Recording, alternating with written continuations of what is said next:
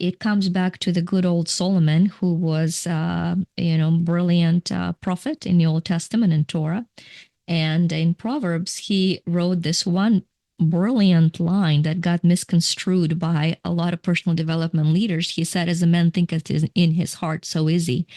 And James Allen very conveniently took the part as a man thinketh. And after that became this whole movement of thoughts become things and the frequency of a thought, which is very important. But it was a chopped off teaching. The teaching was as a man thinketh in his heart. And now it's amazing to see the Heart Institute catch up and say, oh yeah, there are neurons that are responsible for thought patterns in the heart that are 5,000 times more powerful than the brain. It's shattering everything we've come to know and to believe from a scientific background. Are you curious about discovering ways of making your life better? Then welcome to my podcast. I'm Bob Nickman, and this is The Exploding Human.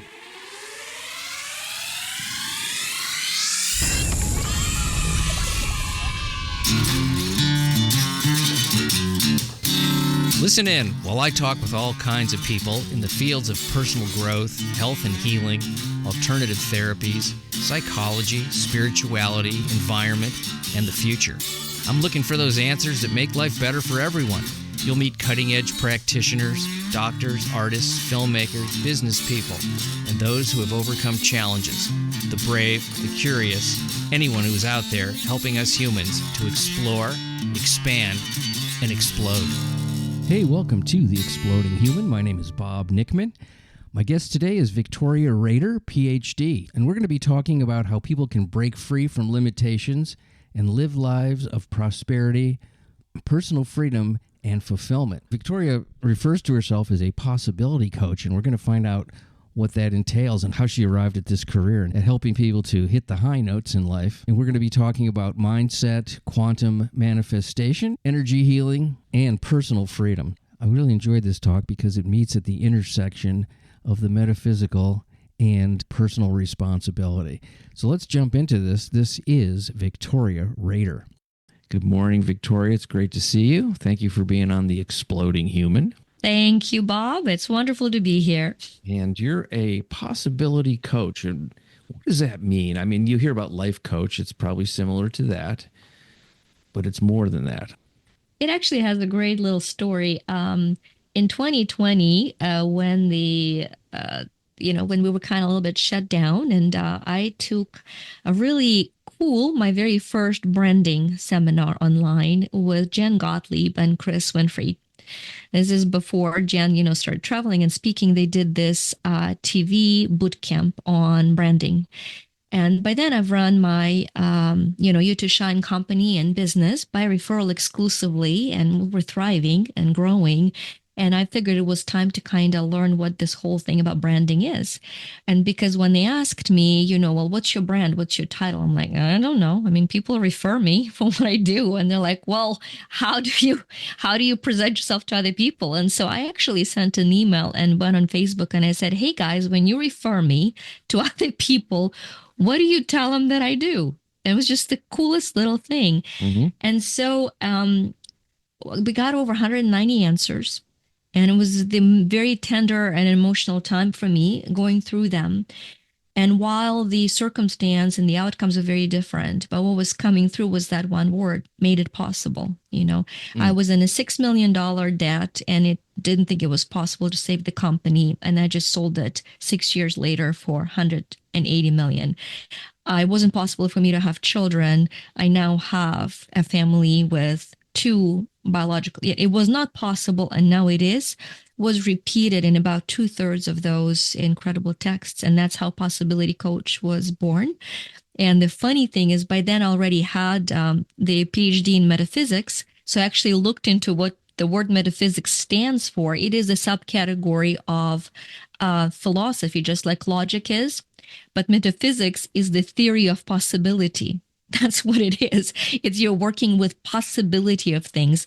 So it was kind of fun for me to see how aligned that title was. And that's what I trademarked, and that's what I went with as founder of You to Shine and Possibility Coach. And that was the beginning of us using trademark for a lot of our programs, and new trademarks were born that way. Oh, I love that story. Fantastic. I was just thinking about metaphysics, and because it's not very quantifiable, I think it's a little mysterious for people. They're like, well, what exactly goes on in the metaphysical realm? And and that gets into the thing about quantum and those types of ideas, which still to this day, even though I've read a lot about it and I've had experiences in those realms, I still can't grasp trying to explain that to anybody, because there's a part of it that's not explainable, in my opinion. So that's in a nutshell, what we do. The Forbes wrote us up as a quantum personal development pioneer. We loved it. We trademarked that. And if I were to explain the shift between personal development and quantum personal development, it actually is very simple. It comes back to the good old Solomon, who was, brilliant prophet in the Old Testament and Torah. And in Proverbs, he wrote this one brilliant line that got misconstrued by a lot of personal development leaders. He said, as a man thinketh in his heart, so is he. And James Allen very conveniently took the part as a man thinketh. And after that became this whole movement of thoughts become things and the frequency of a thought, which is very important. But it was a chopped off teaching. The teaching was as a man thinketh in his heart. Mm. And now it's amazing to see the Heart Institute catch up and say, oh, yeah, there are neurons that are responsible for thought patterns in the heart that are 5,000 times more powerful than the brain. It's shattering everything we've come to know and to believe from a scientific background.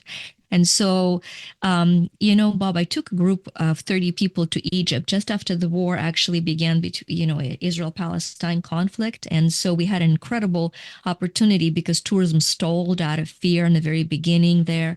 And nobody was going anywhere. And so the 30 of us came to Egypt and studied it like none other. We started with Abu Simbel, which is this ancient temple. If you look at the picture of Egypt, you will see these four figures sitting that are, colossal figures. That's actually the temple of Abu Simbel, which there are two temples, this huge temple of a pharaoh, Ramesses, one of the greatest builders and pharaohs in Egypt, and his humongous temple to power and the power of conquest. And right by it, there's a very small temple that is to his wife Nefertiri, not Nefertari, Nefertiri, and it is a temple of love. And you palpably feel, energetically speaking, you feel it. Can you prove it? No. Do you feel it? Yes. Can you prove cold and hot? Yes. Now, at some point we didn't. We still felt it. I'm sure we will be able to measure all feeling as a movement of energy at some point. Some already do. At any case, you feel differently in these two places. And I stood there, and it was very interesting to me looking at the history of humanity and saying, oh, wow, this was a site of power of love. He used all the mighty power to direct us to love. This is the heart power. And then the Romans came, and the Romans had a very different approach. The approach was love of power. And that was the beginning of the end of civilization. That's a very different approach. It's inside out. These are the two concepts. The concept of quantum is there's this flow of infinite energy that, when directed properly, creates. And all to me, love is life originating vibrant emotion, energy in motion. Love to me is creating life. Because what is love if not creating and adding to life? It's not a lustful possession. That is not love. That's lust.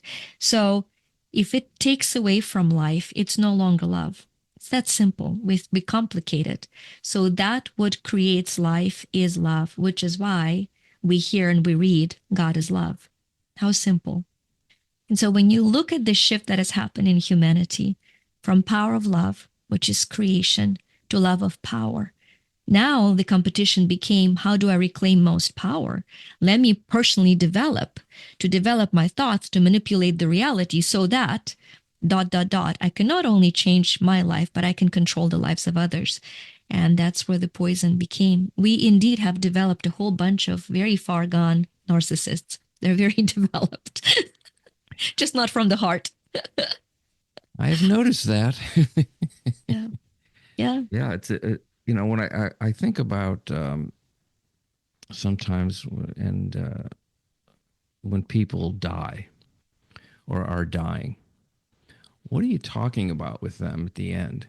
And I'm thinking of my own parents for the most part, and um, it was just I love you. That's all it was. There was nothing left to talk about. Um, that was it.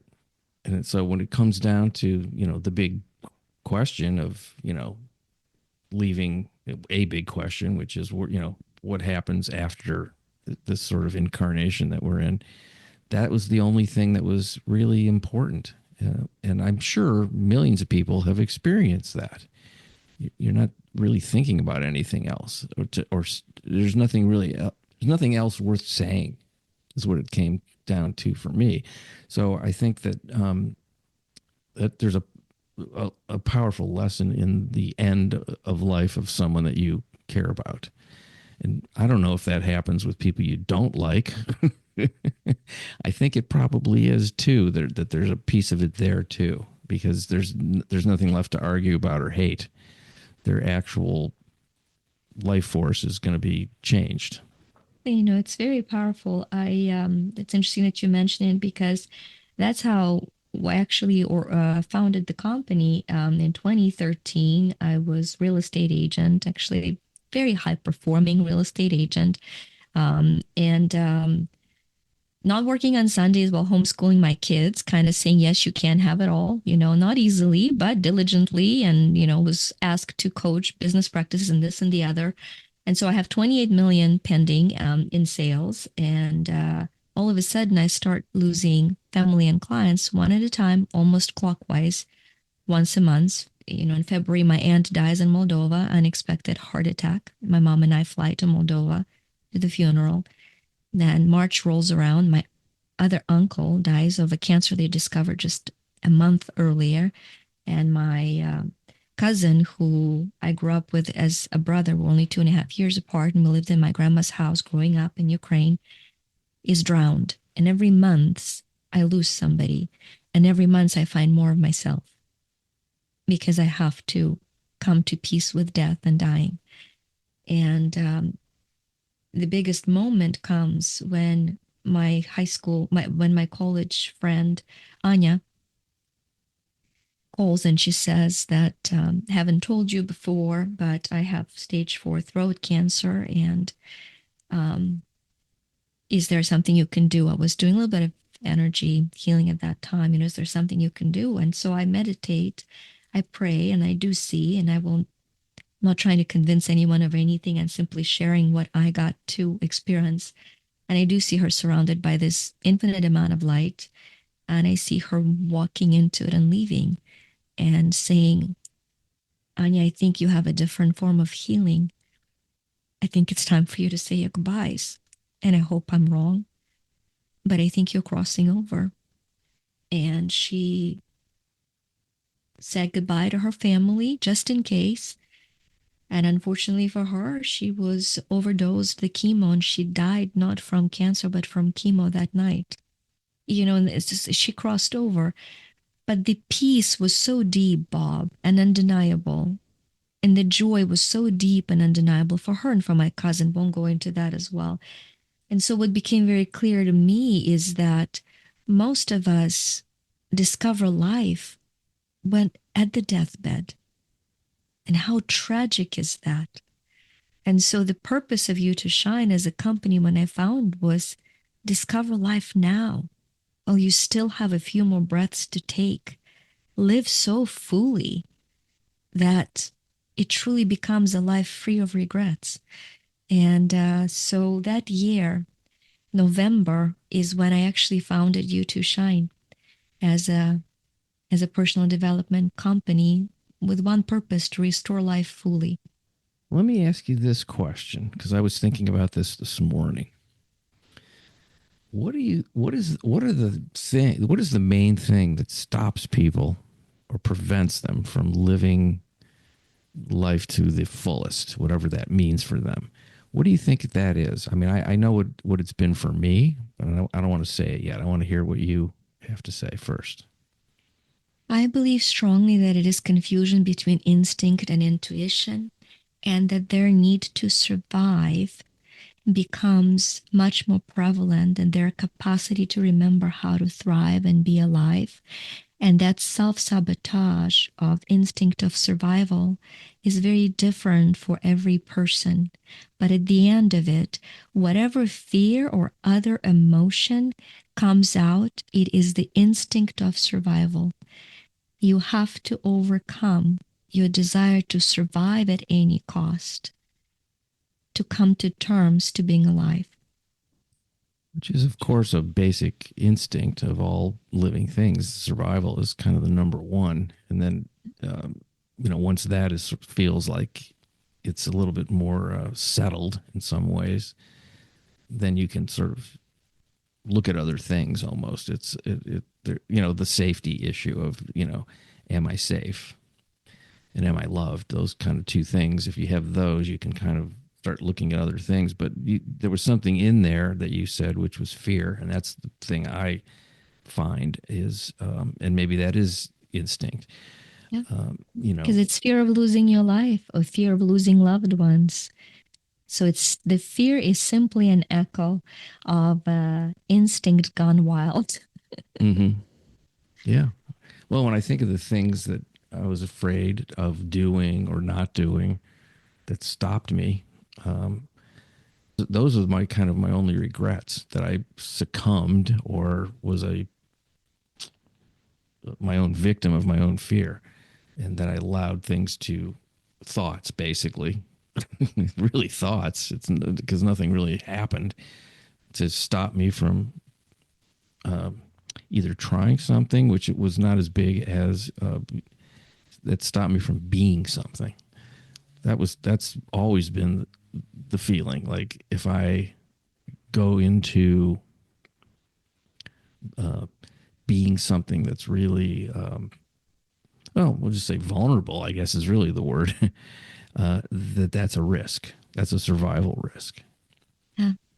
We have to become very comfortable with our ego dying daily in order for our soul to live a fulfilled life, because it is our soul that keeps us fully alive, and it is our ego that limits it. And you can, in terms of the thought pattern, because instinct is emotional, it's guttural, and by the time we assign meaning to it, it's no longer instinct that's doing the job, it's the ego that's doing the job.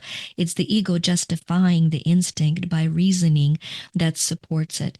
But at the end of it, you cannot please both. You cannot have your ego and your soul equally happy. If one is fully alive, the other one is on the brink of death at all times. And so if you're asking yourself a question, how do I show up in the world versus am I here living a life I'm placed to live? They're two very different questions. The danger and the poison of the new age, I feel, which I, by the way, have a lot of incredible clients and connections in, and I think there's a lot of gold in all teachings, but it's misunderstanding the law of magnetism. So we work with universal laws in quantum personal development. What we found everything on is discovery, practice, and uniformity. They're the same for all aspects of universal laws. And one of those universal laws is magnetism. In the physical world, we understand magnetism. It has two poles. It attracts and it repels. Super easy. The earth is a pole. Our blood and body are polarity. Our blood has to be negative in relation to the cells around it. The atmospheric pressure and the earth being, of one pole and the pressure of the other. So the law of magnetism is a very cool law in a physical, in Newtonian world. But in the metaphysical world, in Einsteinian world, it has been misconstrued to only one part, which is the law of attraction. People got so into the law of attraction. Well, you just broke off the law of magnetism in two. You took the pole of attraction. What happens when attraction magnifies? It means the magnet is bigger. It means the repulsion has to equal. So a lot of people that are trying to attract and create a life of something by becoming something have to become equally excited and welcoming, that as they attract new opportunity by becoming who they've come to become, They will repel and feel rejected by anything and everything that no longer aligns. But what happens for most people, the soul claims them to be who they are. They start on that path. And all of a sudden, there's a little more criticism, a little bit more people looking at you in a weird way. And your ego says, back to instinct, unsafe, I'm going to lose people. My relationships will die. And we go back in. That's the poison of the law of attraction that is not taught fully. So if you really want to attract the life you deserve and desire by reawakening a portion of who you're born to be, please be prepared and welcome that not everybody will like and celebrate it. And that is a sign of victory. And for a lot of us, we actually get repelled prior to seeing what we're attracting. Mm. And that's what keeps us in the stagnation and status quo. Yeah, I mean, I've had encounters with people that if you're, let's just say, open-minded and kind and show compassion, they see you and maybe even will say it to you that you're foolish. Yeah. It's a really interesting thing. It's almost like there's a disdain for that. And you just really sort of solidified why the law of attraction bothered me. It felt like incomplete to me. Well, it's like you say, you can't have light without dark. They don't exist without the other one. They need each other to, just as concepts. You can't have one without the other. So I guess that's why it bothered me. I like the idea of your thoughts, the thoughts manifest into realities, of certain types of realities. That's a good idea. And I've had that experience. But I also have seen all the other stuff too. It's, it's not, to me, it's naive to think there's only one side to something. It doesn't make sense to me. It just always sort of got me upset when I would hear that. I think that's a misconception of oneness as sameness. We are one. There's a quantum field of energy where we don't know where the one thing begins and the other ends. If you start looking even at skin and we are one field. We are one for better or worse. There's this powerful law of oneness, but it's been changed, unfortunately, to the law of sameness. No, that's not one and the same, and at the biggest of at the law of polarity that we've mentioned, when you say light and darkness, I had such a cool experience. I was actually invited on this highly, I love going on podcasts and meeting people like yourself, because the questions that you ask frame the flow, not only for conversation, but for the person that I get to benefit and become, right? Questions form reality. So thank you for creating this space. Yeah. But anyway, I was on this one I'm just podcast. Talking. That's, well, yeah, it's, and this person, a host, says, well, I disagree with you because there is no right or wrong. And, and I paused a second and literally I prayed, I kind of tuned in and I said, it's so interesting because when you say there's no right or wrong, it cannot possibly be wrong that there is right and wrong. She cut the interview short immediately. But I thought even that concept proves the law of polarity. Right. If there's no right and wrong, then it cannot be wrong that there's right and wrong. So here you have it. Well, that's an absolute, which probably doesn't exist. I mean, it's just, there you have it. There you have it. It's such a fun, wow, good response. Right?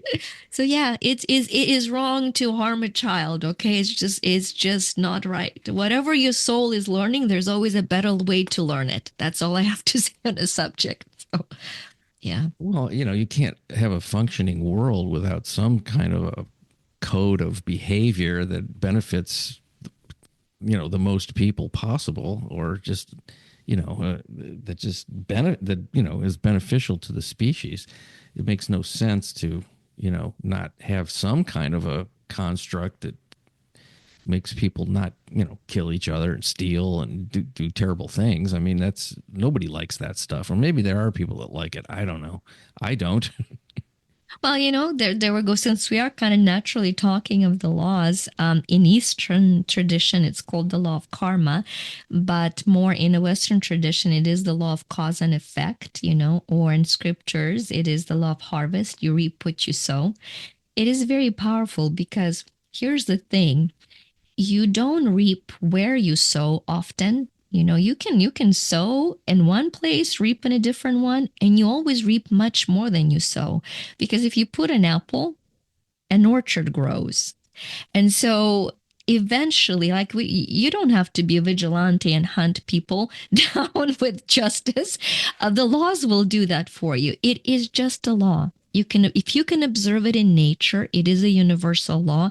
You can translate it to the realm of possibilities and all creation. And it's fascinating for me to see. Example, I'll have clients coming in that can't get the coaches that can't get their clients pay them full price. First of all, I think you need to make sure that you are economically justified to charge that price. That's where you start. You kind of supply and demand, start with low and scale up in it because you have a lot of supply. But any case, and I'll say, okay, let's look at the metaphysics of it.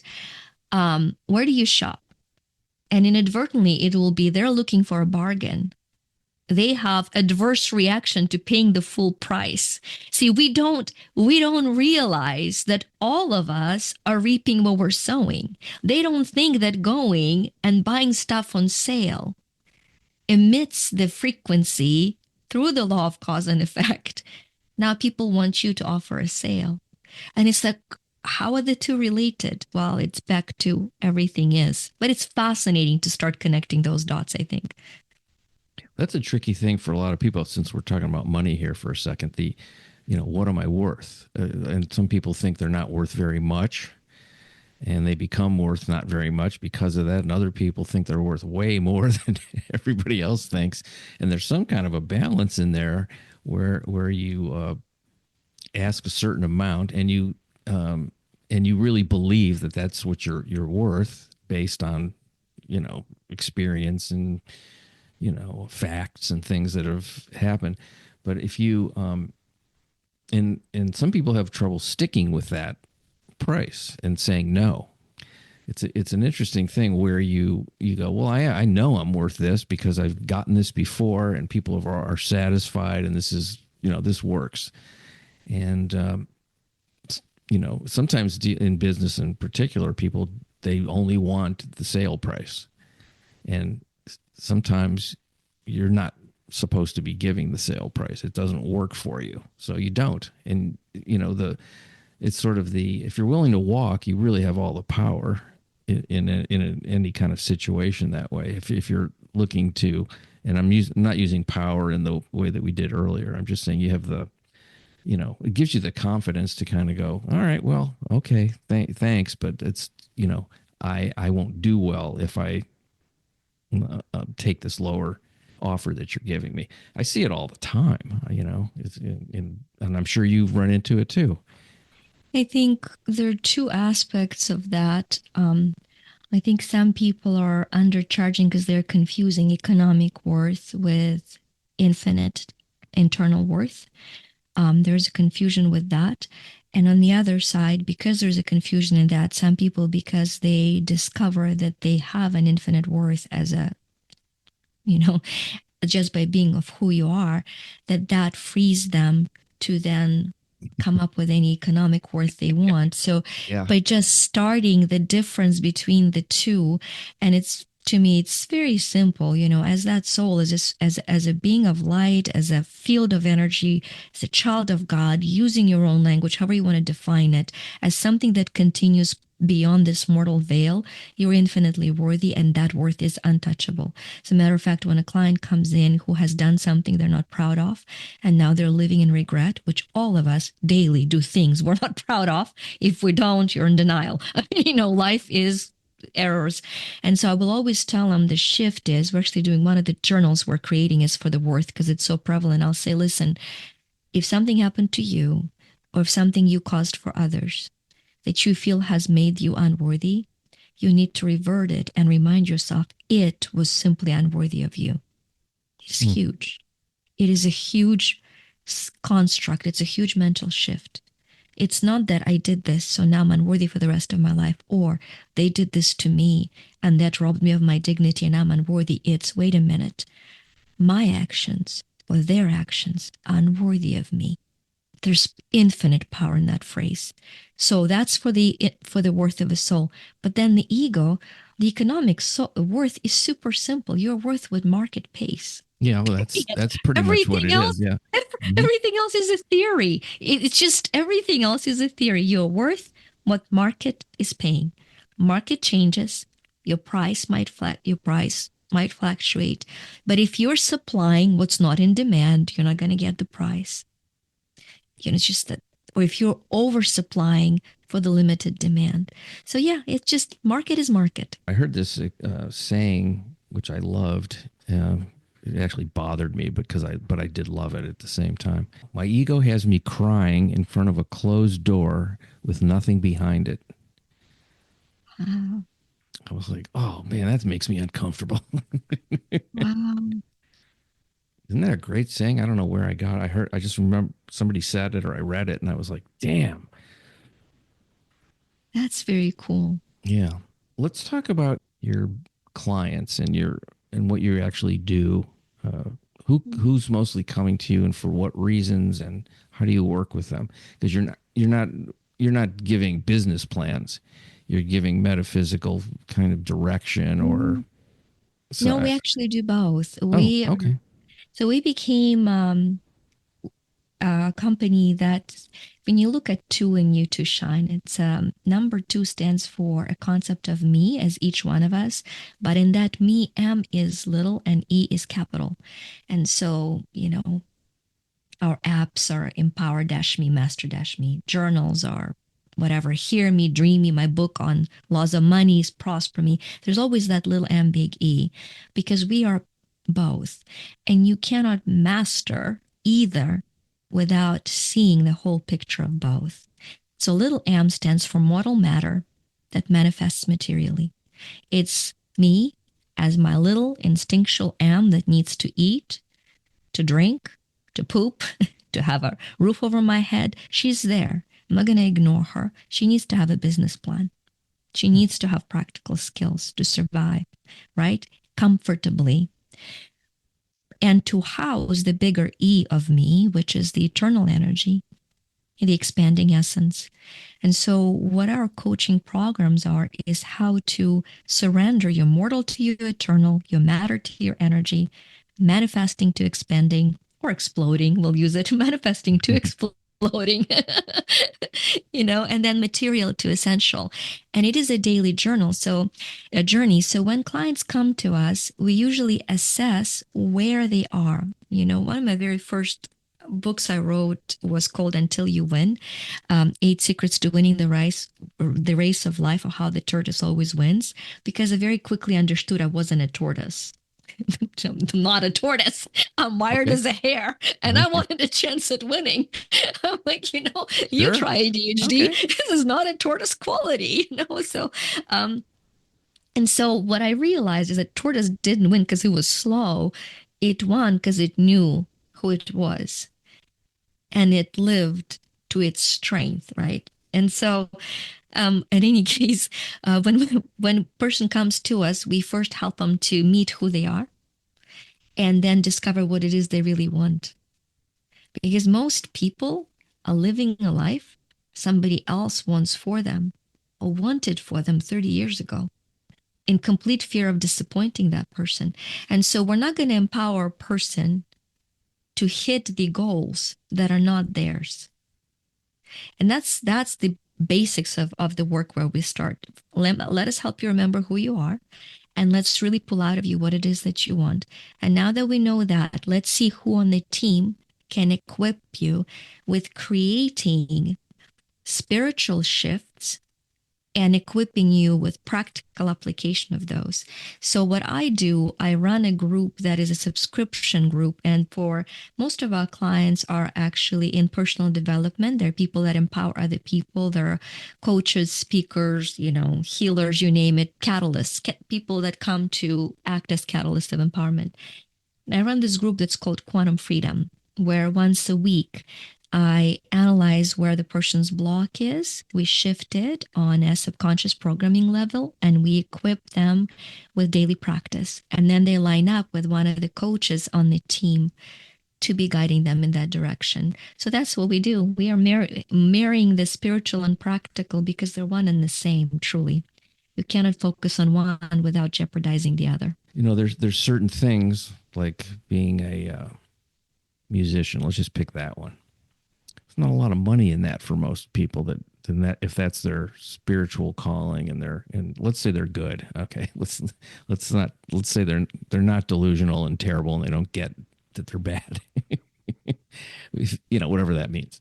Let's say, but I'm sure you get people that come to you and go, I love this thing. It inspires me. It's the greatest thing that I could ever do. I can't make a living at it. I haven't been able to. That's always, a dilemma, I think, for people and I think sometimes the question is, well, maybe you can still do it and do something else too to handle the financial part. That's one choice. Then there's people who just can't do that. They can only do that thing that makes them who they are. How do you arrive at some kind of either increasing your income or having enough contentment in what you do that's actually not a big issue? I think it does. There isn't a general rule. As you said, it does depend on the person. It goes back to what it is that they really want. And putting the wants in priority, the genuine wants in priority. Because if a person wants to become a concert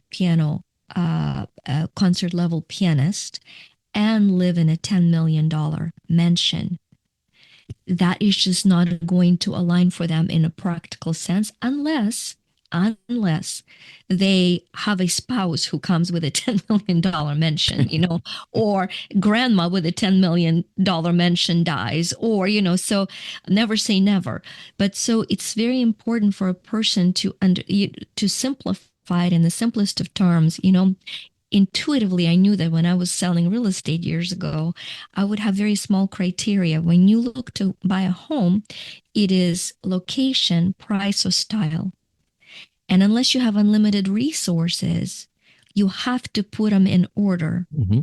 What's most important to you? Because the most important is this is maximum I can afford. You're going to have to sacrifice location and style to a certain degree. But if you say no, I have to be here, then you're going to fluctuate with price as to where I have to be in San Francisco, then it is a studio. Yeah. Or, so I think it goes back to what are your values that you're not willing to compromise that will make you most fulfilled.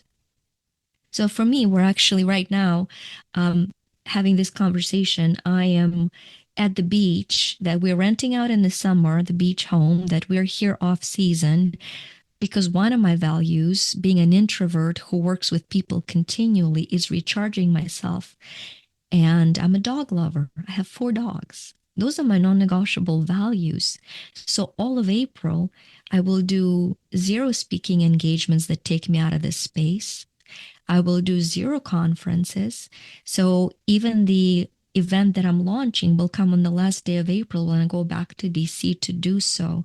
So for me, the value of peace of mind and having my 4 dogs running on the beach was so important that I did whatever it took financially to get us here, in terms of overworking crazy hours with immense amount of discipline, exhaustion, and crying quite a bit because this property has an enormous amount of down payment I needed to come up with.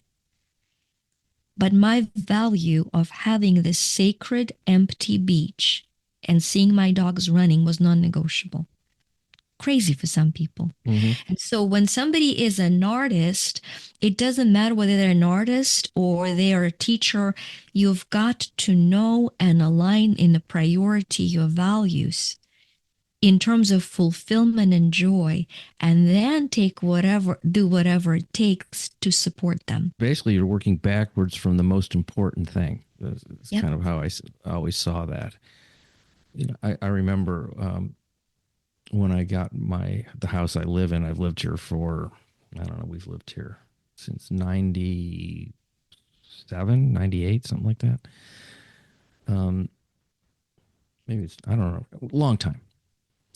But the guy that did my mortgage, that guy, a friend of mine, he kept calling me he goes, well, you can get a bigger house now.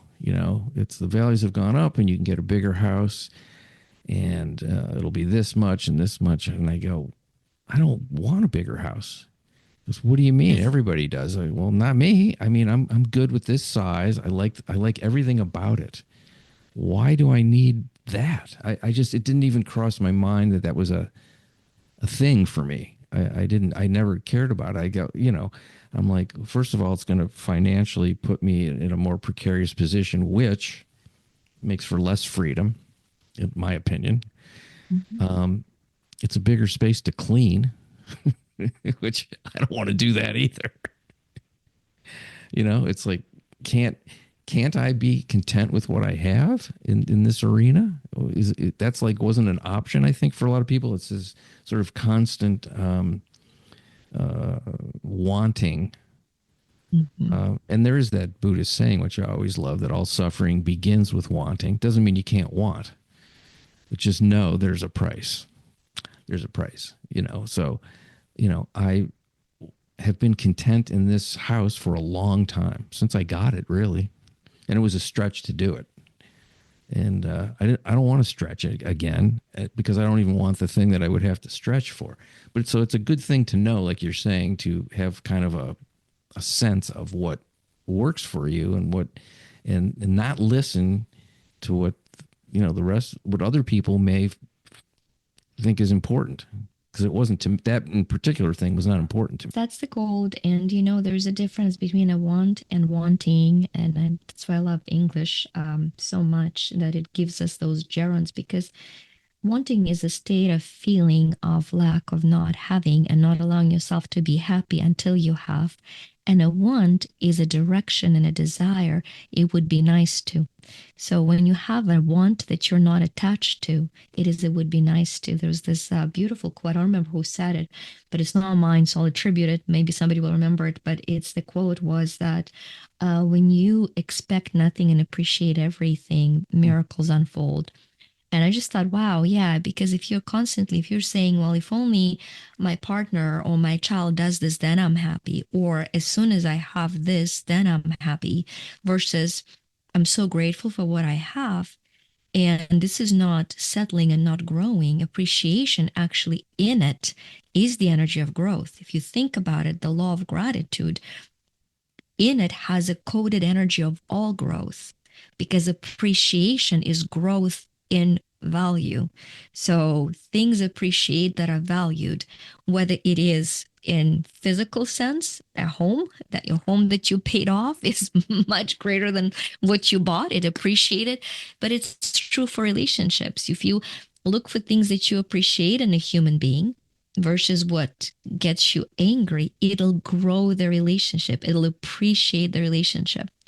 And so I think the want is a healthy desire to appreciate, and it grows for other things to want and strive for, versus wanting as like a permission to enjoy the life you have.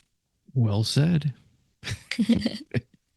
So how Yeah. did you get into this field, or I don't even want to call it a field. How did you get into this mindset and this idea of what you teach?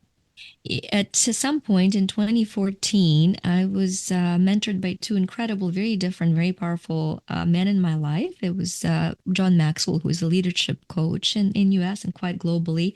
I was one of his founding partners for launching the leadership coaching, and Bob Proctor in Canada, who a lot of people recognize his name from Secret and others. And Bob used to talk about 6 mental faculties. And, and I was just getting into talking and training on mindset, and people were talking about growth mindset versus set mindset. And to me, it was like, if it's set, it's set. Like if it's growth, it can be set. And all of a sudden, I took Bob's mental faculties and I said, oh, wait a minute. Mindset is the set of these 6 mental faculties. We have 5 senses, we perceive reality, and there's 6 mental faculties that create our reality. And those are perception, imagination, intuition, reason, memory, and will. I actually put them in that order. Bob had them start imagination. So when I started understanding those 6 mental faculties, what they really were, and how as you master them and how you work with them, you literally shift your reality significantly. I mean, everything in my life, by golly, one of my chapters flew to the moon. I could have never dreamed it, could have never foreseen it. It's not a goal of mine. It's just miracles happen when you just focus on living daily life to the fullest from mastering the mindset. And so over the years, what was happening is that I started noticing that different universal laws I was learning, I was developing, worked to open different mental faculties. And so we've developed this program that over the year, you go through introduction and mastery of 26 universal laws, which in turn activate a different part of your mental faculties or activates your mindset. So we start with perception. And let's say the very first law of perception is the law of awareness. You cannot change what you're not aware of, period. And so I used to say, notice what you notice and how you notice, because what you notice is how you create.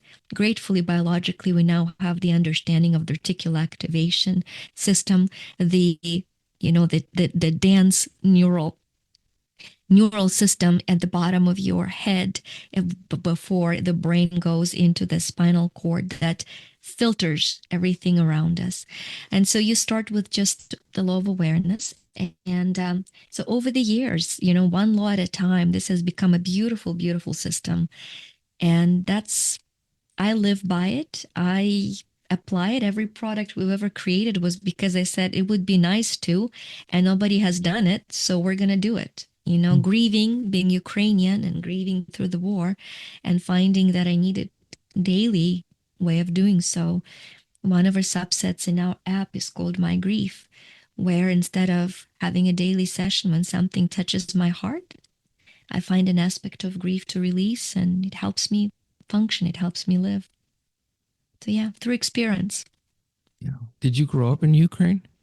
Yeah, I grew up in Ukraine. I've been in the US for the last 30 years, but I grew up in Ukraine, was there as it became independent, came here. So what was going on in your childhood? I'm going to be a little bit of a psychologist here. Sure. Which I'm not. Yeah, you can be. Yeah. Well, I don't have any letters after my name, but I'm fascinated with the human experience, and particularly what forms a person starting in childhood. What was going on in your environment, your home, your family, that made you such a curious person in this arena? Or was everybody around you like this? What was it like being a kid in Ukraine?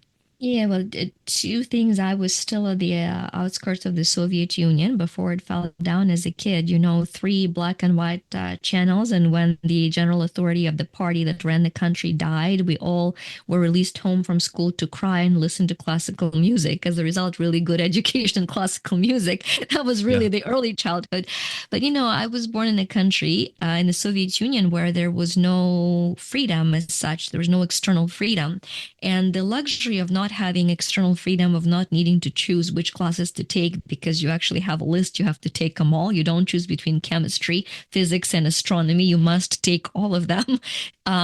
Is that you learned that there is a sacred space inside of you that nobody can touch.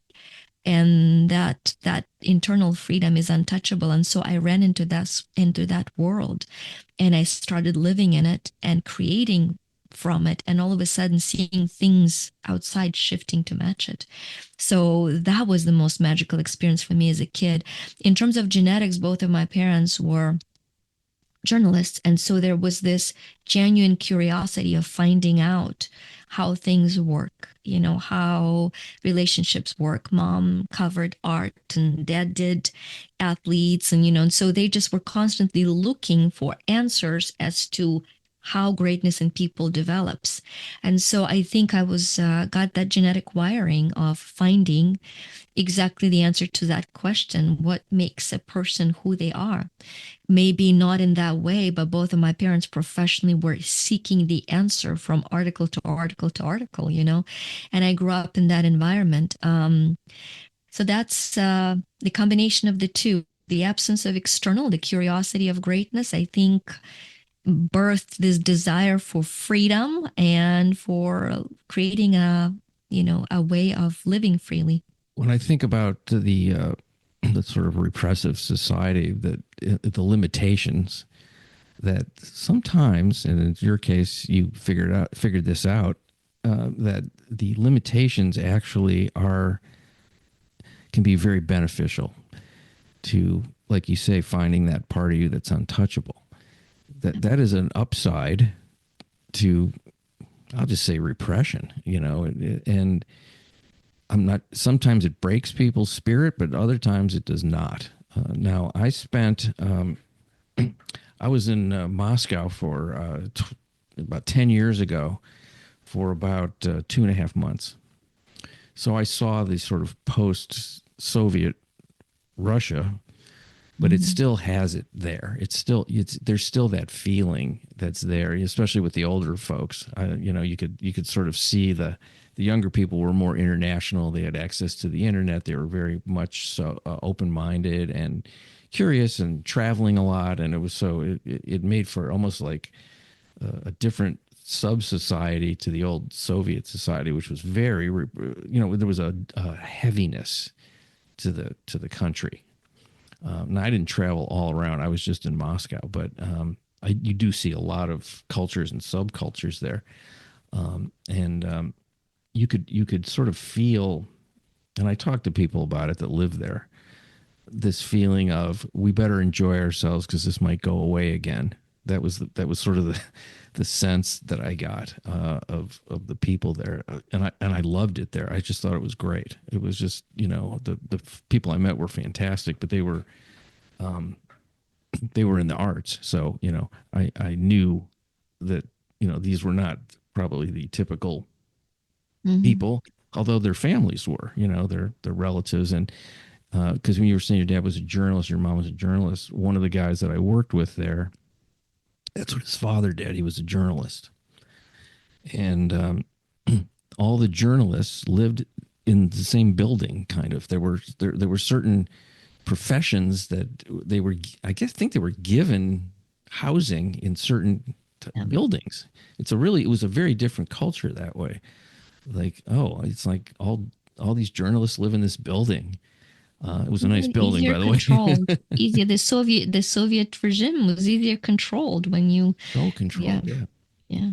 It was fascinating. I didn't know anything about it when I went there, and so I really got to see how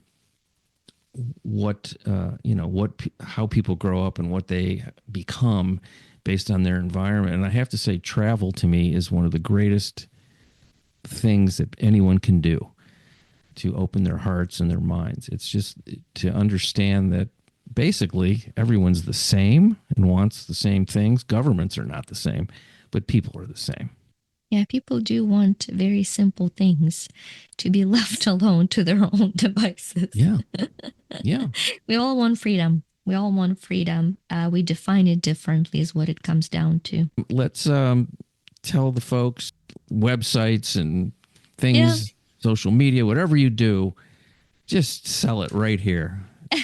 Well, I think the two ways to connect, obviously just going to our site, you can learn about everything we do, and that is you2shine.com. Let's say that really slow and spell it, because people's ears don't pick stuff up like you and I. Yeah, so it's YU number 2 shine. SHINE.com. Okay. And that's the company site. And then what we're doing as a company, as a purpose this year, is we have a goal to positively impact 1 million lives or more via our Quantum Leap ebook, which is a free offer, and you can get it at mygiftoffer.com. And that is 20 years of limiting programs. There are 50 limiting programs that your brain has created genetically or environmentally, 50 programs to shift to be free from them, and a 12-minute video of one of our proprietary techniques, Freem EFT, of knowing how to do so. So if you can't quite yet afford a coach or a therapist and you are hungry to break through, that's where we'd love for you to go to mygiftoffer.com and start one belief at a time. I'm actually doing articles for Global Women Weekly on one of those beliefs at a time. That's been a lot of fun for me. I love it. Well, thank you so much for being on The Exploding Human. Thank you, Bob. Thank you for your time. Much appreciation for you folks listening to The Exploding Human. The website is theexplodinghuman.com. You can also listen on YouTube. That is The Exploding Human with Bob Nickman. Once again, I want to thank Victoria Rader for being on the show. You can find out more at U2Shine, which is YU, the number 2, SHINE. Have a fantastic day.